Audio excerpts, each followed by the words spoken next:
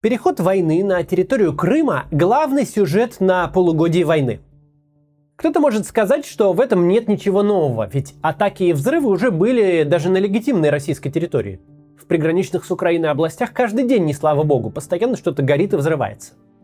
Но Крым и атаки на него, ставшие почти ежедневными, это совершенно отдельная тема. Она гораздо важнее, чем может показаться на первый взгляд.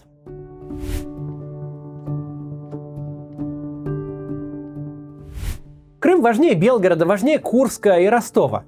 Крым – это трофей. Это то, что Путин считает своим личным достижением. Крым ему слишком многое принес. Он не просто дал небывалый уровень поддержки, он позволил выйти из политического кризиса, начавшегося зимой 2011 года, который не удавалось перебить ничем, ни коллаборацией с РПЦ, ни гомофобной кампанией, ни репрессиями против оппозиции. А главное, Крым не позволил Евромайдану стать историей успеха.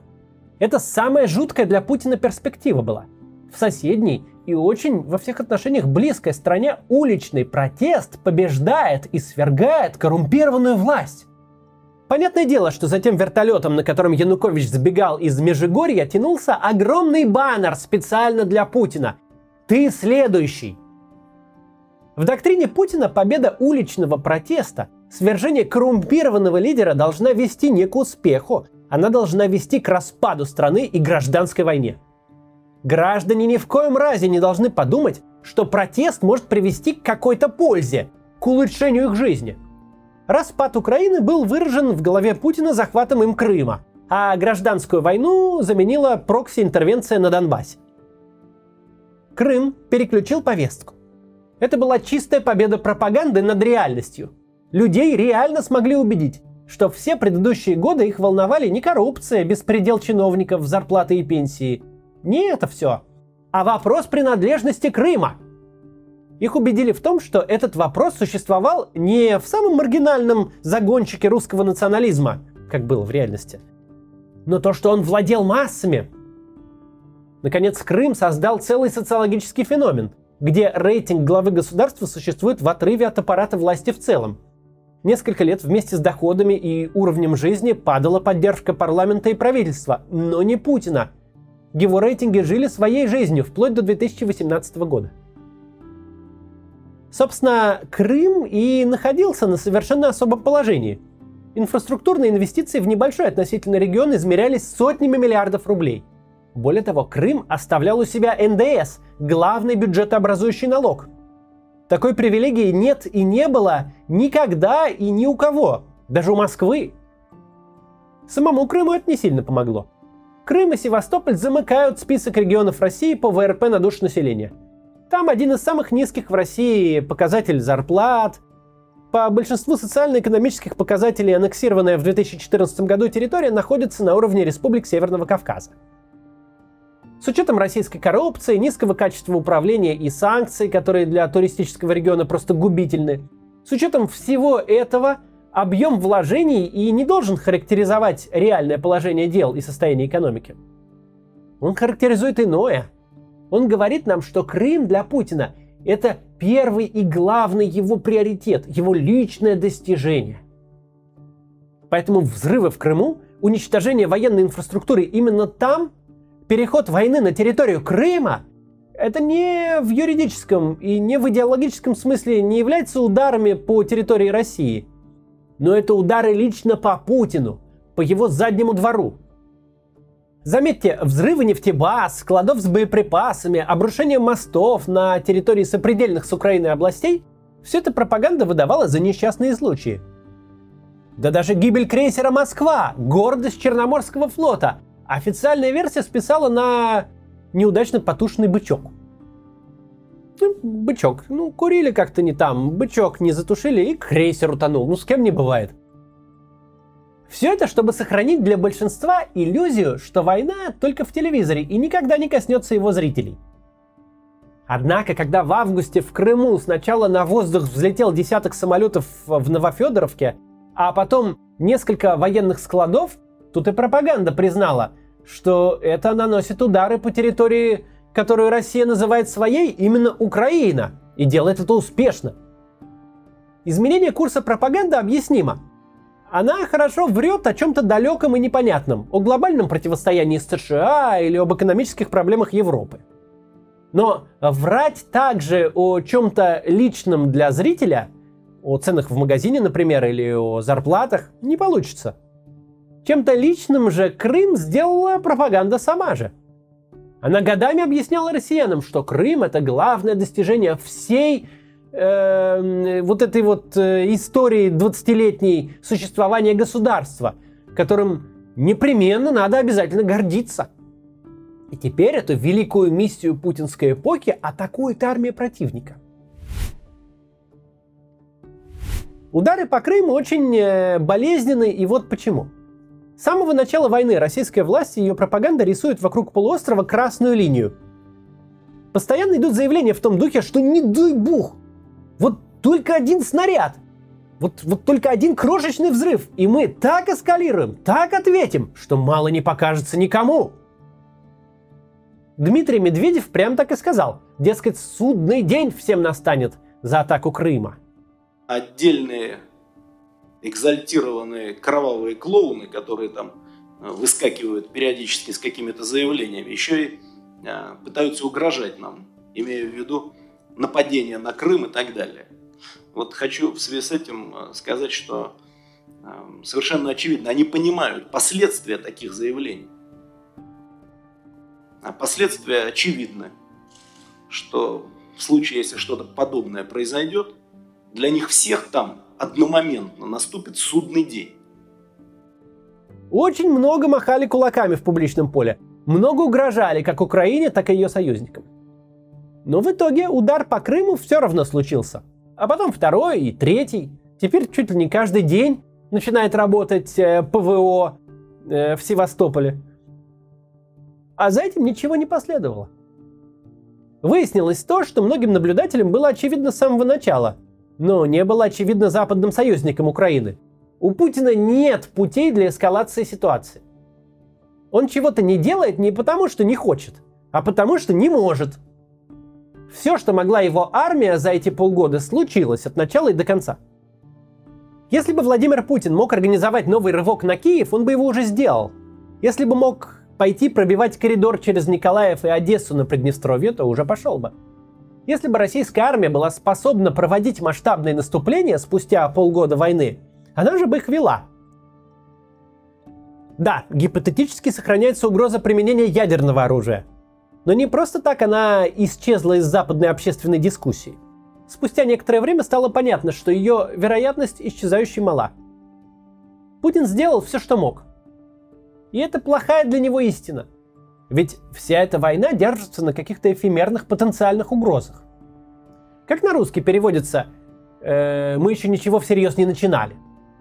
Переводится так: мы можем окончательно разозлиться и начать, и тогда всем будет худо и весь мир в труху. Отсутствие хоть какого-то ответа на атаки по Крыму, не по российской территории, а именно по Крыму, они говорят одно: к угрозам Путина не нужно относиться всерьез. Нет у Путина никакой запасной армии. Он не может проводить массовой мобилизации. Все, что было, бросили в бой еще в первые месяцы войны, и к настоящему времени от этого настолько ничего не осталось, что в бой идут 50-летние клиенты микрокредитных организаций со следами профессионального алкоголизма на лицах.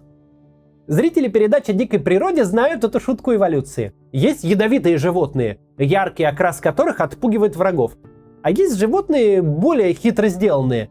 Их эволюционная ветвь решила, что не обязательно тратить ресурсы на выработку яда, что достаточно просто выглядеть несъедобными, скопировав окраску ядовитых видов. У этого феномена даже есть название – бейтсовская мимикрия. Путин – пример такой мимикрии в международной политике. Он выглядит как кто-то, кого ни в коем случае нельзя кусать, как воплощенная опасность. У него очень яркая боевая окраска, с ним можно только договориться, идти на компромиссы, унижаться. Но совершенно ясно, что в тот момент, когда тебя публично покусали больно, и ответом стало лишь отползание обратно в куст, мимикрия работать перестает. Все, даже самые осторожные и нерешительные ребята из демократических правительств начнут понимать, что красные линии ты сам себе придумал, и они имеют значение только для тебя, а для них не очень-то. Западные правительства в деле помощи Украине ничем не ограничены, и с каждой такой атакой, с каждой неисполненной угрозой эта истина начинает доходить до все большего числа людей. С точки зрения самого Крыма все еще интереснее. В 2014 году все просто купили идею о том, что крымчане всегда хотели быть в составе России. Причем купили ее как сторонники, так и оппоненты Путина. Мол, захват Крыма, конечно, незаконно и неправильно, но люди объективно этого хотели, дескать. Откуда взялась эта убежденность, не очень понятно. Не в том смысле, что я пытаюсь сказать, так это или не так. Просто у нас нет никаких объективных данных. Мы, например, знаем, что партия «Русское единство» под председательством нынешнего главы Крыма Аксенова, крупнейшая пророссийская политическая сила в республике, на последних до аннексии выборах в Крыму получила только 4% голосов. Мы знаем, что так называемый референдум 2014 года даже по невысоким стандартам российских электоральных мероприятий был чистым фарсом, и его результаты учитывать бессмысленно. Они просто были нарисованы без какой-либо связи с реальностью. После же аннексии почти моментально произошла чеченизация Крыма. В том смысле, что регион этот оказался полностью под властью силовиков.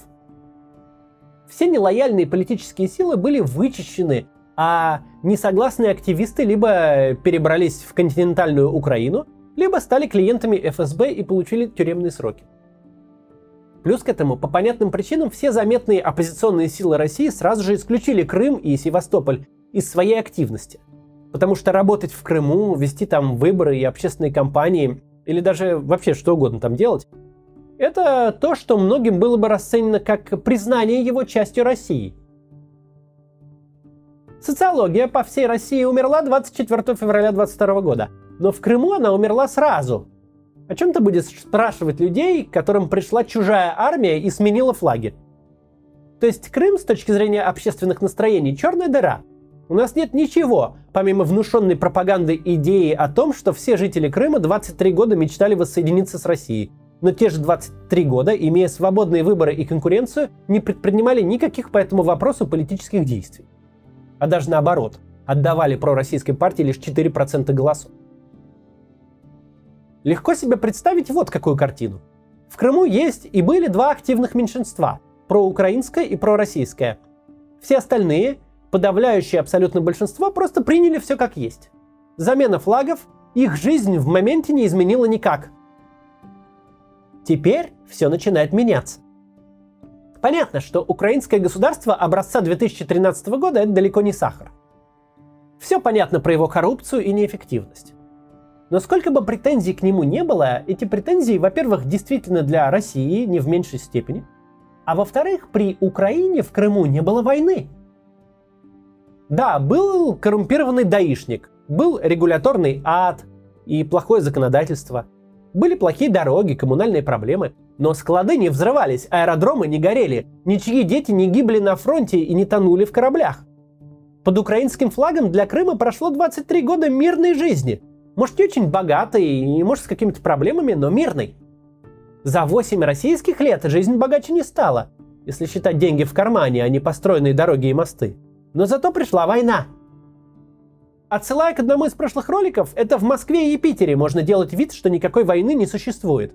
Но для Крыма же война с каждым днем становится более реальной. Опасность тут сразу с двух сторон.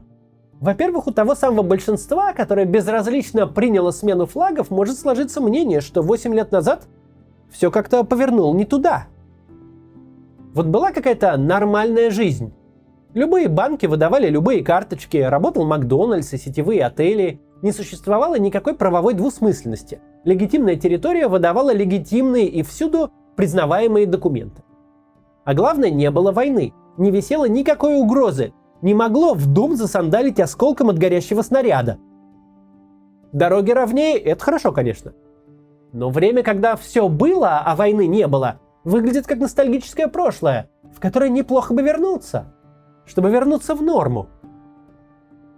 Во-вторых, у всех тех людей, которые оставались лояльны Украине, которые успели радикализироваться под гнетом спецслужб, который царил 8 лет, теперь у них есть реальные пути себя выразить.